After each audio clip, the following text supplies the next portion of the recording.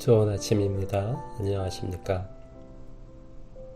기운 수련의 원리와 기운 수련이 이루어지는 일련의 프로세스와 메커니즘에 대해 자세히 말씀드린 바 있습니다.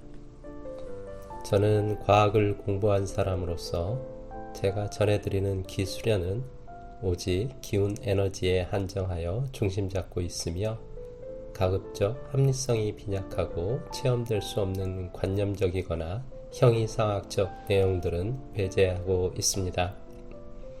이를 위해 이전의 기수련 원리와 방식을 가급적 현대의 과학상식의 입장에서 합리적으로 해석하고 이해하려 노력하고 있습니다. 기수련은 자연과 인간의 기운을 대상으로 농사 짓는 것입니다. 기운 농사를 또 다른 시각에서 분류하자면 세상의 기운 에너지를 받아들여 내 것으로 체화하는 것과 내 것으로 체화된 나의 기운 에너지를 운영하는 것으로 구분지어 볼 수 있을 것입니다. 전자는 내가 세상의 에너지를 인식하여 느끼고 붙잡고 내 것으로 받아들여 체화하는 일련의 과정이며 후자는 내 안의 에너지를 인식하여 느끼고 운용하여 나의 정신적, 육체적 생명력을 키우는 것이라 할 수 있겠습니다. 이러한 일련의 기수련 활동의 대상은 당연히 기운 에너지이며 목표, 목적은 나의 강한 생명력입니다. 그리고 기수련의 주체는 물론 나입니다. 여기서의 나의 정체는 무엇일까요? 나는 육체와 구별되는 나의 영으로부터 비롯된 의식, 나의 의식으로부터 비롯된 의식 기운, 그리고 의식 기운으로 인해 발현되는 생각, 느낌, 감정 등등의 정신적 파워입니다. 이러한 정신적 파워를 다 합쳐 우리는 흔히 마음이라 합니다. 마음을 매우 단순화하여 편하게 비유하자면 마음은 영혼과 의식이라는 두목, 부두목 대신에 실체적 파워를 행사하는 행동대장이라 할 수 있습니다. 정리하면 기수련은 마음이 기운을 농사지어 생명력을 고양시키는 것이라 할 수 있습니다. 그럼 나의 육체는 무엇이고 육체는 기에너지 수련에 어떤 역할을 할까요? 영혼과 의식이라는 본래의 나의 입장에서 볼 때 육체는 분명 나가 소유한 나를 담고 있는 물질적 그릇입니다. 마치 로버트 태권브이의 나라는 주인이 훈이라면 로봇이라는 물체는 훈이가 타고 있는 그릇입니다. 그러나 훈이는 로봇이 없이는 어떠한 실질적인 일을 할 수 없습니다. 기수련도 마찬가지입니다.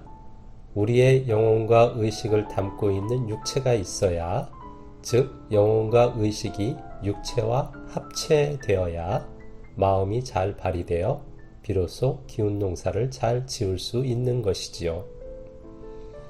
그리고 기운 농사의 결실로 영혼과 의식, 마음이라는 정신적 존재와 육체적 존재의 생명력을 동시에 키우게 되는 것입니다.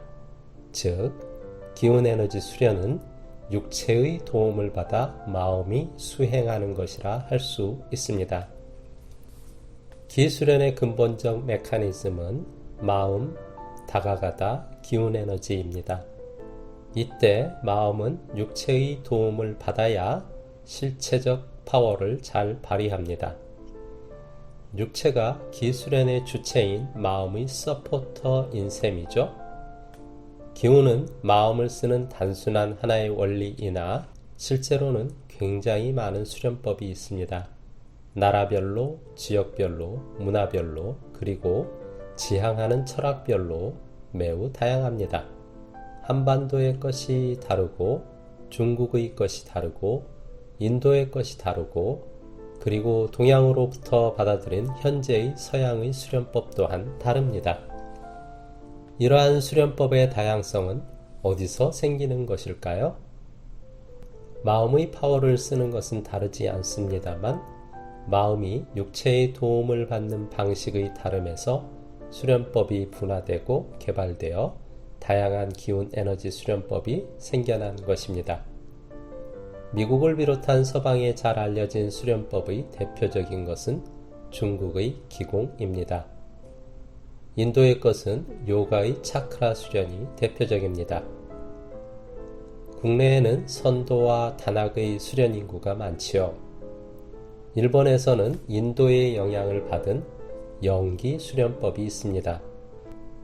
이들 모두는 마음을 기운 에너지에 쏟는다는 것은 같으나 육체의 도움받는 방식이 달라서 수련하는 겉모습이 많이 달라 보이는 것이지요. 그런데 인간이 눈에 보이는 것을 중시하다 보니 기수련의 본래 주체인 눈에 보이지 않는 마음보다는 눈에 띄는 인체의 움직임에 중점을 두는 경향이 있습니다. 마음의 서포터임에도 불구하고 오히려 마치 육체의 움직임이 기수련의 본질인 것처럼 여겨지는 경우가 많습니다.